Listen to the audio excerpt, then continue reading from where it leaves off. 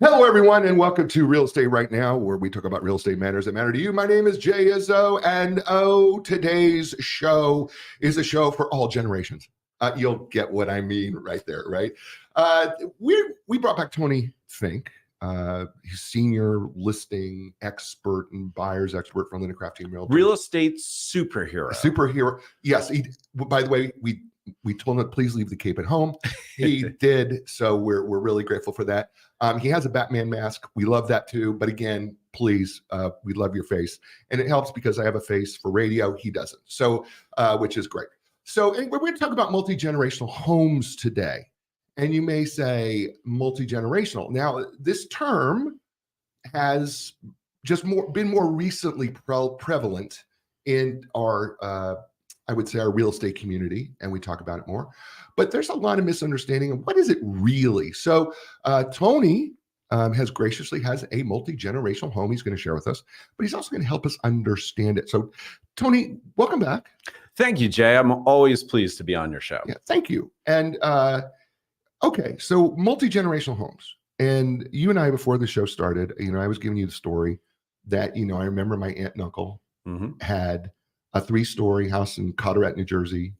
And, my aunt's mother and father lived with them on one of the floors, and the kids lived on the floor and then they lived on the base floor. And we didn't call it multi-generational. It was just part of the way things were at the time. But now we've got this term multi-generational homes or multi-gen homes. What is that exactly? Yeah, that's great. We'll dive into that. And just for the audience as well, my experience is similar to yours. I grew up on a street, and the street was all family. Right. Grandfather, great-grandmother, aunts, uncles, cousins, brothers, sisters, So the multi-generational concept really strikes a chord with me as yes, it does with you. So it's interesting what the definition of multi-generational is. But when you talk to the U.S. Census, who is the arbiter of definitions when it comes to certain things, right? Multi-generational housing is defined as 2 generations living under one roof, or what's called a skip generation. A skip generation is grandparents with grandkids under the age of 25. Got it. So when you think about multi-generational, multi-gen, whatever code words you want to use for it, and it is increasing in the lexicon as the population ages increases, but also as the acceptance of it comes into play. It's definitely increasing in activity levels. We had a term, I don't know if it's appropriate anymore, but there was a term when I first got into real estate in 1997, was called in-law suites that were maybe they were part of the home, or maybe they were slightly detached from the home. I don't know that we even use those terms anymore. We do. Okay. We actually do. And you asked like multi-generational housing. What does that mean? Well, if you use the census definition, it's 2 generations under one roof. Right. Okay. Well, that could mean I'm sleeping on the couch and my parents are in the primary bedroom. Right. Or that could mean I've got a bedroom on the main level around the corner that's tucked away with a microwave on a counter, right? Or that could mean what Tony has defined as true multi-generational living. Okay. And with multi-generational living, what I think the goal is to strive for community with privacy that equals harmony. So the home I have a privilege of listing at the moment was custom designed for true multi-generational living with separate living spaces. So the term multi-gen is universally applied to a lot of things. But when you think about living with another set of adults, family or non-family, and by the way, I always go to in-laws, right? Right. Older, but it doesn't have to be older. Right. It could be adult children. It could be. Oh, that's a good point. Yeah. So that's where it mixes up. I gotcha. Okay, so we have this house. You want us to go right to it, or? Well, we'll go to it, but let me give you a couple stats real quick. I'd love to. Yeah. And the stats, and I brought my paper because I want to make sure I gave you good information. Some of this information is going to be coming from the arbiter of all things old, AARP. which Jay is a card-carrying member. I am as well. A lot of the details coming from Pew Research Center, Yes. from a 2022 survey or study that they did. Love Pew. Really interesting information. And then you can go on different builders' websites and you can see what's interesting, Jay, is the population gets older. And I'm going to give you some facts. Multi-gen was tried in the Triangle area of North Carolina back in 2018, 2019, and then the builders moved away from it. Got it. And part of that is it's more costly to build a true multi-generational home. 2 kitchens. Right. 2 laundry rooms. Right. Yeah. Two right, owners. so, yeah, you have, I know it's called an owner suite now, but you have to have these 2 larger bedrooms. Correct. Yeah. Correct. So let me give you some numbers real quick. Okay.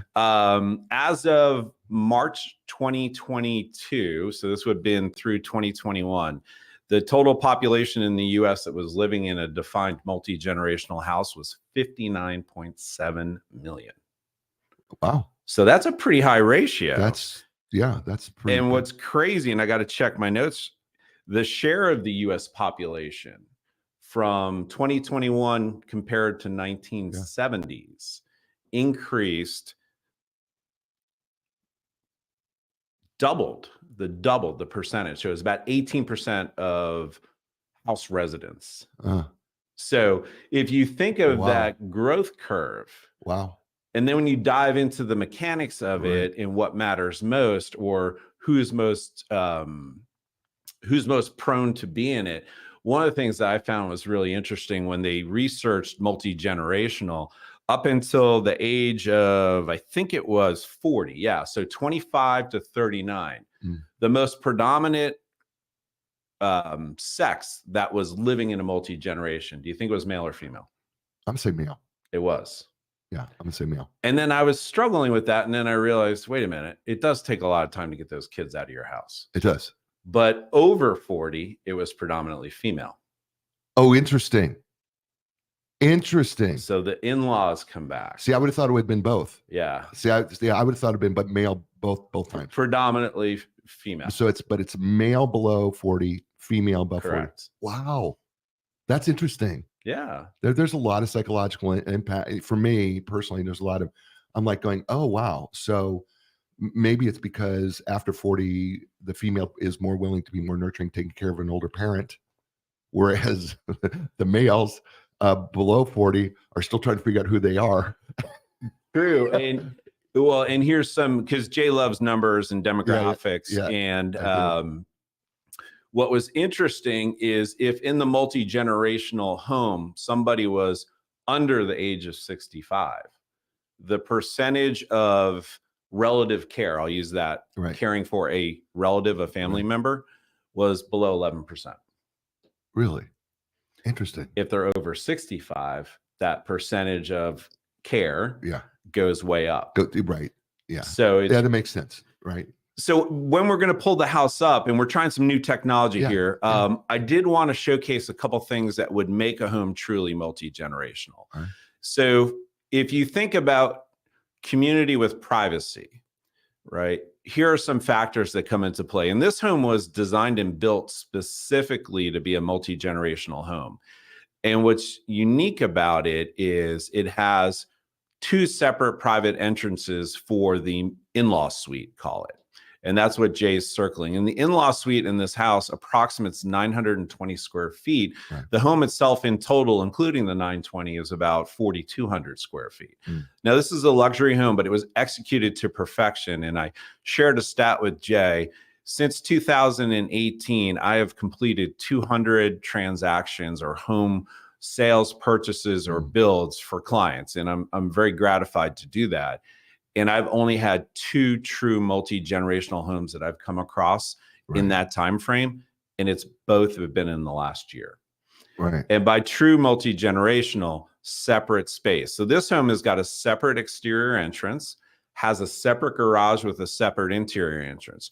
Jay's pulling up what you would call the in-law suite or the auxiliary dwelling unit, although it's attached. And you have a full kitchen. You have custom cabinetry. You have a full living area. And then what's also really interesting about this home is it has entertaining space for the inhabitants or the owners of this side, separate from the main home.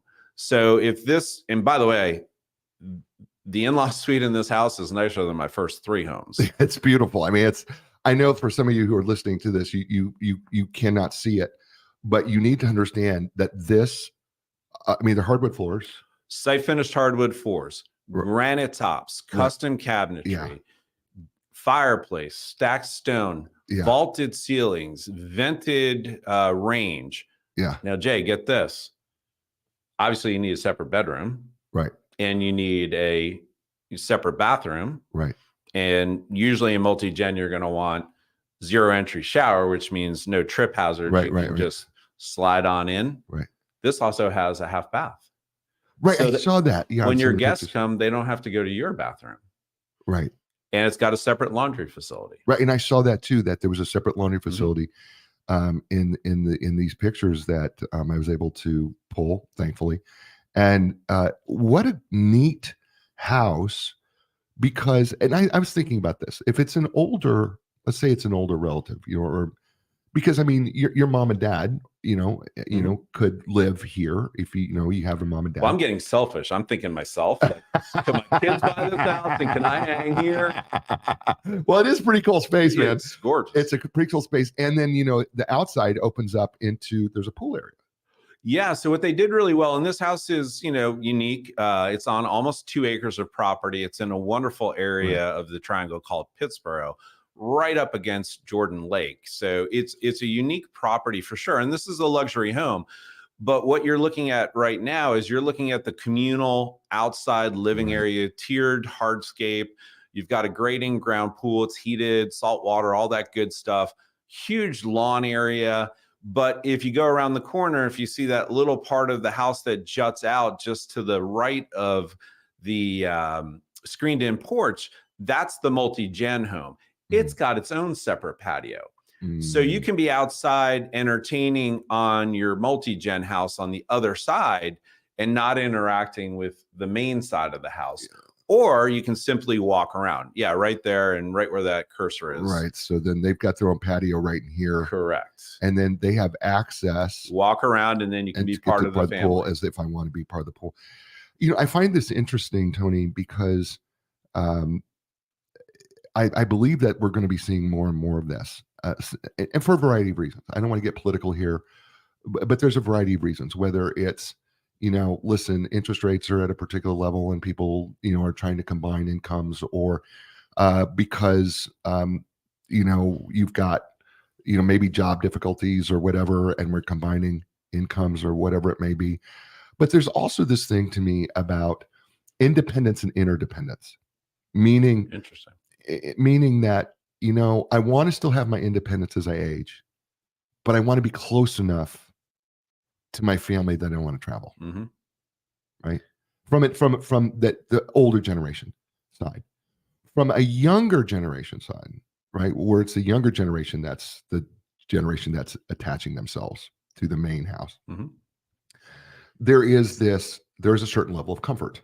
You have 3 boys. I do. And and I happen to see your eldest back from Notre Dame and at the store the other day, and I was thinking about him, and not because Charlie's going to be ultimately tremendously successful, but there may be a point in time where he just needs a safety net. I need the safety net. Right. Right. Yeah. No. Right. I get it. No, right. I'm joking with you a little bit. Yeah, but I mean, I think, it's what place is better to be safe in than if you had a multi-generational space where you had a safety net to go, okay, things got a little tight, right? Because, jobs can be tough. I mean, sure. I have coaching clients that have been laid off, right? And it comes out of nowhere. Yeah, life happens, right? Life happens, right? And, the bills don't change. Right. And so they're having to cut back and they're trying to get to that next job, which, depending on the economy and the economic factors, can be more difficult at times than others. So it's funny, you're touching on one of the benefits unknowingly, and one of the reasons for doing multi-generational housing is financial stability. Okay. Mm. So you have a more diverse income base supporting the homestead, call it. And that is actually one of the reasons why people do go forward with multi-generational housing when you look at the research. Are there other reasons?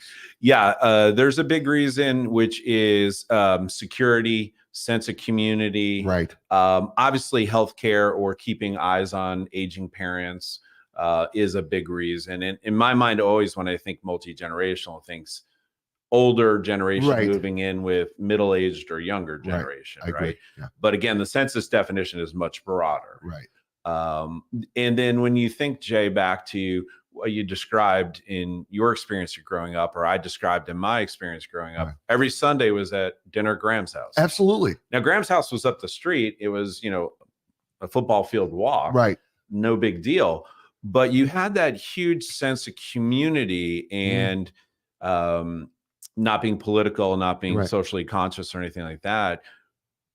One of the reasons people, I think, are gravitating to multi-generational housing when they can do it, and it's really hard to find, is that sense of community. Like, what do they say? Blood is thicker than water. Right. If you're fortunate to have a great family and you're close with your family, Right. that's your biggest support network. That's Right. your biggest comfort zone. Right. So that's part of the trend. And if you think about what you did growing up, right, you probably didn't go a week without seeing your grandparents. Right. Right. Right. Yeah. No. Well, so for us, going back to see my aunt and uncle and my grandparents and those type of things, what was very interesting is, especially my aunt and uncle's situation where they all lived in the same house. These were basically like row houses that were 3 stories high, right? So there was this huge community because they were pretty close together, which has been lost greatly. But there was a community within the home, and then there was a community within the community, because I remember playing ball with many of these kids, grandkids, out in the sandlots in New Jersey, right, in the summer. And so there was a community within the home, and then there was a community within community, which I think is often lost. But I love the idea that there's a trend coming back that we're seeing the community within the home again. Yeah, and the benefits of that from the research, but also talking with my homeowners, is first of all, a general sense of joy or satisfaction and a decreased sense of loneliness among the in-laws, called the older components of the house. Now, what are the benefits for the younger generation? Better educational experience, better perspective on the world. You get that historical perspective. Honor your elders. Your elders have walked in your shoes just at a different time.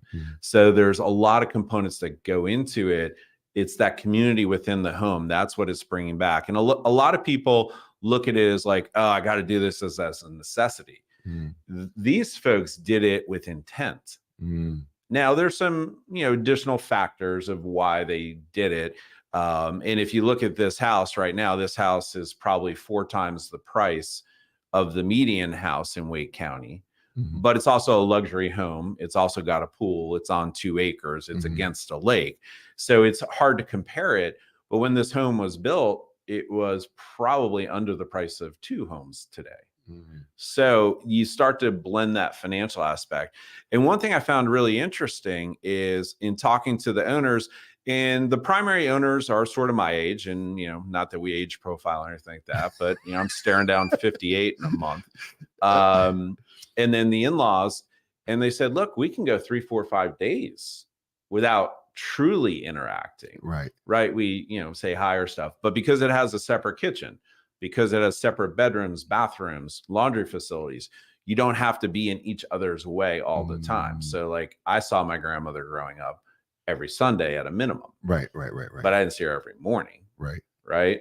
Whereas they could spend days not seeing each other because if they choose to. Yeah, because it's completely independent living. I think this is the other thing about the expense, because basically we've combined 2 homes.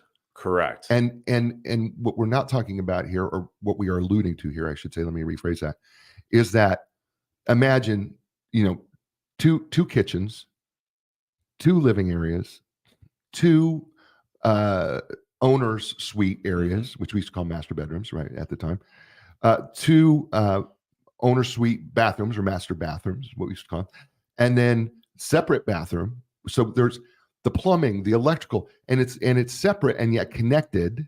Mhm.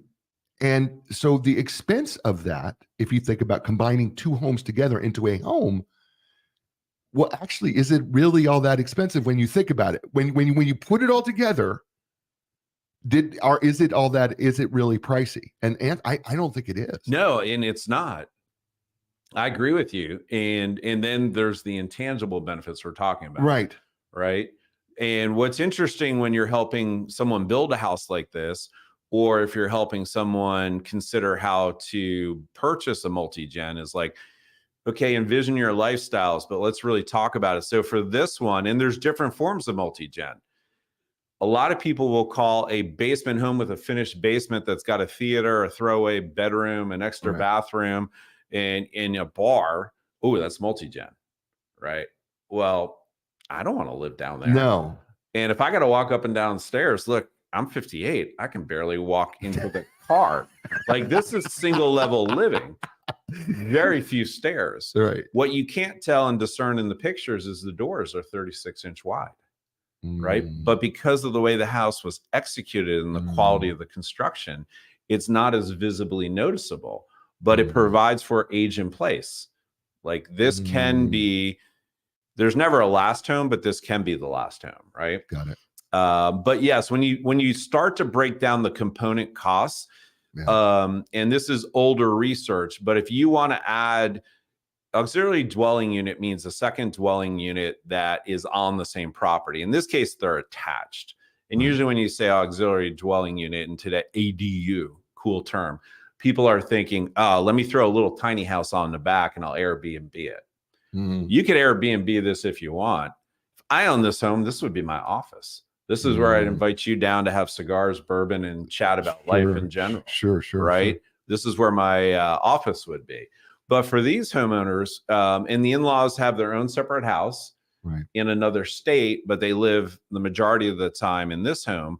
But when they're not there or they're traveling because they're mobile and can do their own thing, they have their own lives. This is a fantastic guest suite. Right. Yeah. No.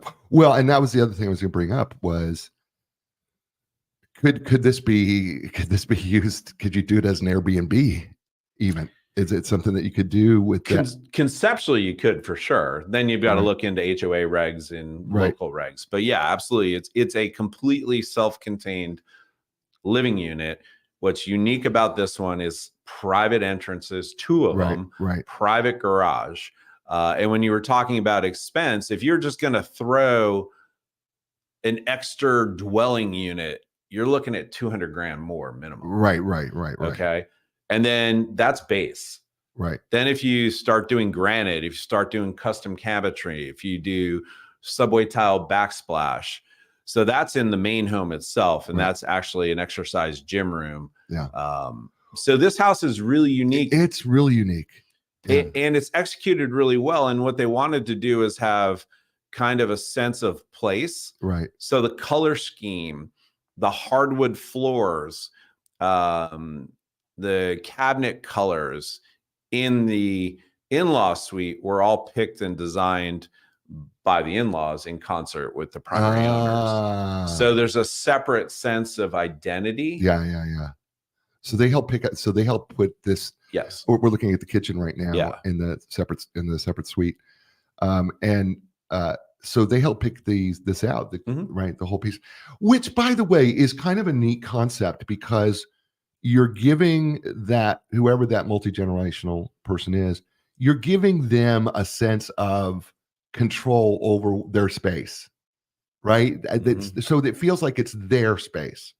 You didn't put it together for them. You actually let them have a say of the space. And so they get to make it their own, right? In a sense. And that's kind of cool because there's that independence, interdependence thing, right? It's that I got my sense of independence, but yet I'm still interdependent with my family on that. I think that's a cool concept too. I love what you just hit on, and I know you don't really study people or think about how the mind works at all. No. But what is the hardest thing most folks deal with as they get older, aside from health? Lack of independence. Yeah. And that's exactly what true multi-generational provides. in whatever format you're able to provide it, right? Right. So a lot of the builders will build an extra bedroom on the main level, and it might be a little bit larger. It might have a wet bar. It might have a microwave, and it'll have a separate bedroom, or a separate bathroom, but it's not going to be a separate living space. And I think looking back at my own personal history, watching my parents age or my grandparents age, anytime you tried to take the keys away from my 94-year-old grandmother who wanted to go drive her car at night and wear her sunglasses because the lights of headlights were too bright, you were taking away her independence. Right. And that's what this does too as well. And I think that's where the satisfaction level comes up. And then if you're an adult child who has some responsibilities to your parents, they're not out of sight, they're not out of mind. Right. Yeah. This has been great. This has been informational and so much fun. And I've really enjoyed this conversation. We're at the end of our time. Tell folks how they get a hold of you. I will real quick, but Jay wondered why why are you wearing the Shamrock shirt? So I'm wearing the Shamrock shirt for a very simple reason. If you're fortunate enough to live around your family, you are lucky. Well played. Well played, my friend. And so go. And to stay on theme, I am old school. If you want to reach out to me, pick up that phone. Yeah. Dial 919-986-4146. You'll get Tony or my voicemail and leave me a message. If honestly, I've spent a lot of time trying to understand this house. I've spoken with the clients. I've really understood and it piqued my curiosity. If I can share any knowledge about multi-generational housing, what goes into it, how you can get that harmony through privacy and community, give me a call. I'm with Linda Craft Team Realtors, of course. You can always email me, but let's just stick with the old-fashioned phone call. Hey, what's that number again, Tony? 919-986-4146. Oh, and I'll even tell you where to get some cool shirts. Yeah, okay, we all should have a Shamrock shirt. Because you should. You know what? I'm feeling lucky. All right. Hey, folks, that's the show. As I say to you all over the world, is this. You had a lot of choices. You chose us. Thank you so much. Give us a thumbs up on YouTube. Wherever you're listening to the show, give us a positive review. We really do appreciate it. And as I say to you, ciao, everybody.